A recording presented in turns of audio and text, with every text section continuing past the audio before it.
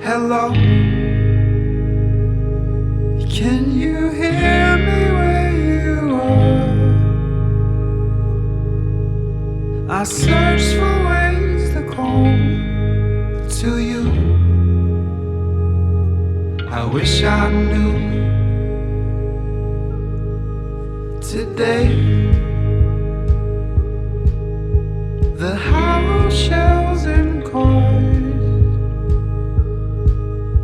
swallowed all the darts I threw, all to you. And so it begins. It's part of the Kimberley region, which is up in the north of Western Australia. And it's taken us a considerable amount of time to get here. 2 planes, 1 bus, and 1 boat. We're darkening. The first of what I believe will probably be many creek crossings. But we have been advised that the water levels are pretty low and pretty dry up the top. So we're going to be certainly making slow and wise choices as we go. Very pretty. The ride in was gorgeous on the lake, nice and cool, and now we're out here all by ourselves, so we're looking forward to the adventure. It's hot though, already. Straight bit between 2 curvy bits. A straight bit between 2 curvy bits. Yes, very technical, our navigation. We're going to go up, I think, is up there. No matter how I change the lights, I'd rather have. And now it's just a question of which gully, which ravine, which chasm type split in the cliff line is the one that we're going up. This is such remarkable country, really classic Kimberley kind of terrain. And we're obviously being very, alert about our water situation. The creek has come and gone this morning. Didn't quite expect that. Going is a little slower than we expected to, but it's just fantastic. Hot enough for you? It's hot enough, yes. Just gone 8 o'clock on day 2 of our fabulous week 1 of Kimberley Adventure, and there's this incredible halo that's showing itself around the sun, so probably telling us that it's going to be a hot day.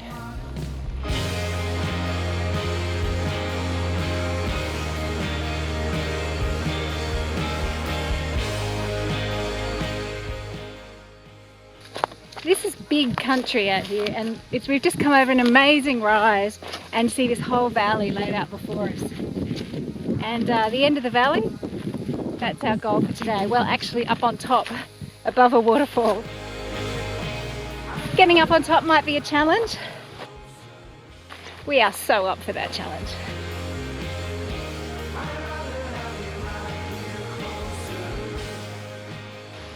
We've just been pushing through some, a bit of scrub for the last half an hour or so, and not quite sure if we're going to get the treasure at the end of the scrub rainbow.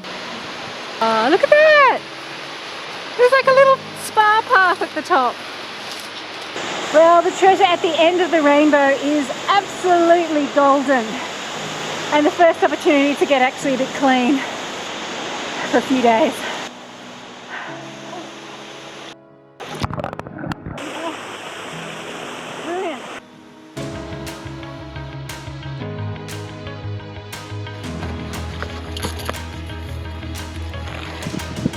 Now the serious fun begins. Well, not that we haven't had fun up to now. This is a different type of fun.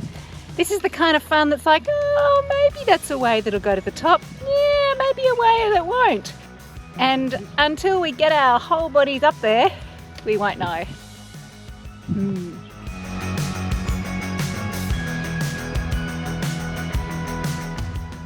We are so close to the top, I can almost smell it. Except that's probably just my very bad BO right now. It's taken us over an hour anyway, which is a bit embarrassing considering it's only 200 meters, but it certainly felt a lot more than 200 meters. But there's a whole lot of spinifex, which if you've ever walked in spinifex before, or had the unfortunate event to actually land in it, put your hand in it, it's pretty special stuff. And we are definitely going to have a good sunset today.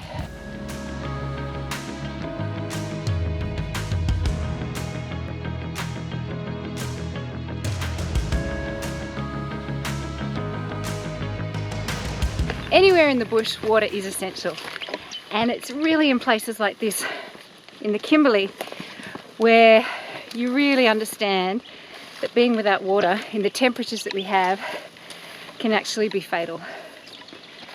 What we're doing is we're following water courses, we're following creeks and rivers from one system to another, and today we're actually walking along, at this stage, what looks like a very dry riverbed.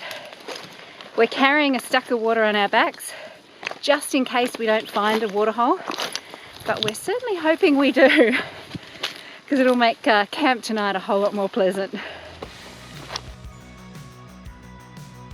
Hang on. This is Rachel. She is our sensational leader on this trip from Sydney Bushwalkers Club. And what's that news you've just given us, Rach? Unfortunately, we don't get to walk up this lovely dry creek bed. Not going in the right direction. Damn the compass! Damn that bloody compass. So instead, we get to walk through that stuff. Thanks, Rach. Unless this would be the type of place we'd expect to find water. The lowest point, sort of junction, there's a few creeks coming in around here. Unfortunately, when she got there, the cupboard was bare. You can try to turn it up. Speaking of water systems, we have now reached a point called the watershed, which is the high point between two creek systems. So we've left this whole creek system behind us, this whole valley and gully system over here, and we're crossing down now over this high point, this saddle, down into the next one. So no water above the waterfall this side, but we're heading this way and we hope we're going to find some water there and a nice place to camp for the night. Now, I want you to try. We've just come across what we call, a fire circle or a fairy ring, and it's pretty much goes against those principles of leaving no trace, because it's really obvious there was a campfire and some seats here. So we're just doing our little bit for leave no trace and leaving no trace. They won't let me leave with you. In my Yay, we sky, have water! with grass in the countryside, welcome my body face down. I wanted to try. And not only did we find water for this campsite tonight, we have the most awesome swimming hole. Now we've got a great afternoon just to kick back around here, find a place to pitch the tent and enjoy what the Kimberley has to offer. I thought I'd show you what camp looks like for me on these extended trips. This is the Kimberley region. It's far northwest of Australia, and it's dry season up here. They've just got the two seasons, dry and wet. So it's now June, and as a consequence, don't need to bring a tent, which is great.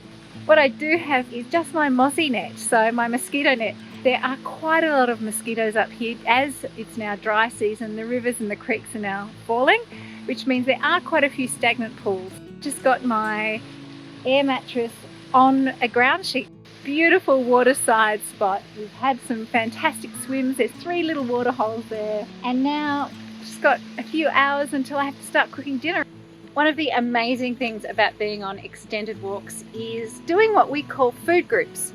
And so there are 5 people in our food group on this trip, which means over the course of the whole first week, I only have to prepare 1 main course, 1 soup, 1 dessert. So tonight, a really nice chocolate mousse, in fact chocolate chip mousse. I'm going to have some crushed up freeze-dried raspberries with that, and also some Lindt chocolate, so it's going to be pretty rich. So I've started by making a fake blender by cutting up a 1 litre bottle, and this is all a bit of experiment, so I have no idea if this is going to work or go horribly wrong.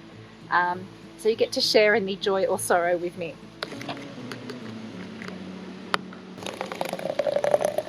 and it certainly sounds like it's getting thick. And after I've been shaking it for a while, I'm going to stick it in a billy and put it in the river to try and keep cool and, you know, become all mousse-like for dessert. It's floating. Poppadoms. Chicken. The finished product, chocolate mousse with freeze-dried raspberry sand and Lindt chocolate.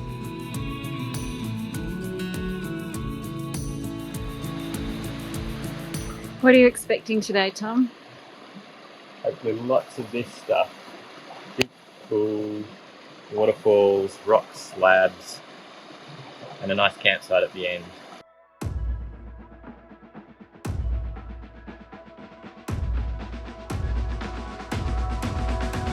This kind of view behind me is exactly the kind of stuff that I signed up for a Kimberley trip to do. You've got beautiful rock slabs, you've got amazing swimming holes, and you've got colours on the rocks that contrast against the blue sky like nowhere else on it. This is a very special place. The best kind of cane toad is a dead cane toad. And I'm guessing that this little guy, not long departed from the world, is a dead cane toad. Oh, I'm a dead cane toad.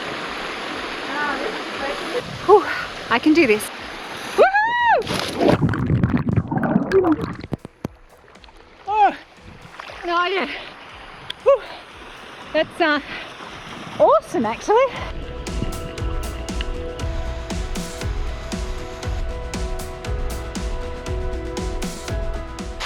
We've been going about 3 hours and we've been coming down this fabulous gorge. We've had a couple of swims, all exploratory, which means you never know what you're going to find. And we've just come to the top of this waterfall and we need to keep going that way because the helicopter will be picking us up in 3 days' time down there. Thankfully, there is a way down, but how awesome is this? So tell me what's about to happen. I think we're about to do a pack float. There doesn't look like there's any other way across except for a swim. And what does a pack float entail? Making sure your gear's waterproof first of all, and then once you've made sure all of your gear's waterproof, you just need to get yourself and your pack across the water. Somehow I don't think the fabulous people at Qantas Baggage ever imagined that their placky bags would be used for a pack float in the middle of the Kimberley, WA. This is about being completely off the grid. So far off the grid that the complete trip is exploratory and involves getting through some gorges through creative means.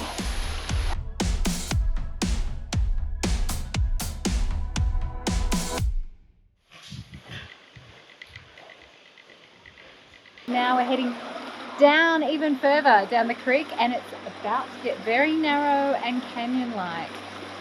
I wonder what we'll find. Hopefully not a waterfall that we can't get down.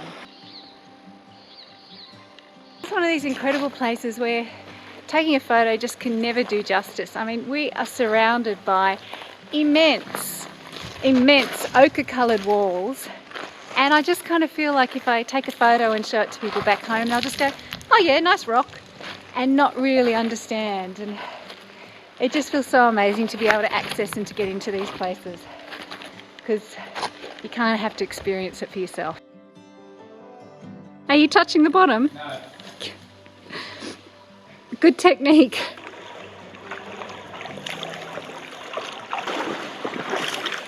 After being so excited about the pack swim yesterday, we are now totally in our swim zone. And one of the great things about this trip is we've got enough time to do some side trips. So we've packed just a small day pack and heading up some of the little side creeks, which are turning into very nice looking canyons. Well, this is certainly an experience.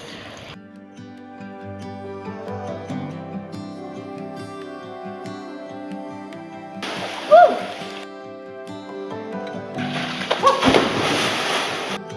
There's many techniques that we've been working on the old pack float, and at the moment I'm doing the back float, so the forward kind of, you know, froggy kind of look. It's not very attractive, but it's quite comfortable.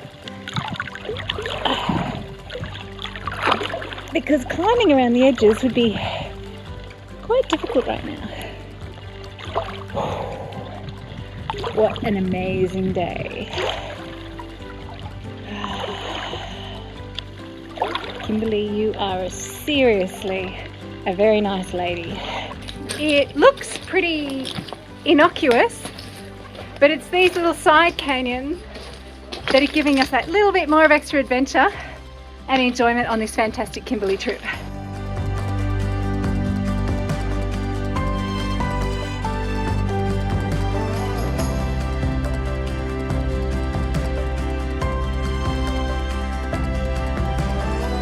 Hurry up because I can't hang on very long. We're coming up to our last night here in the Southern Carboys, and we're heading towards we've been calling it the gate, and it feels like that scene in Indiana Jones when they're going into that narrow slot in Petra, and it's incredibly impressive.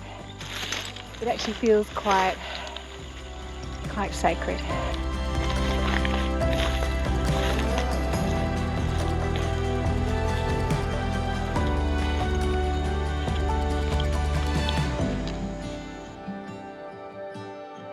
How would you describe the canyons that we've been in the last couple of days?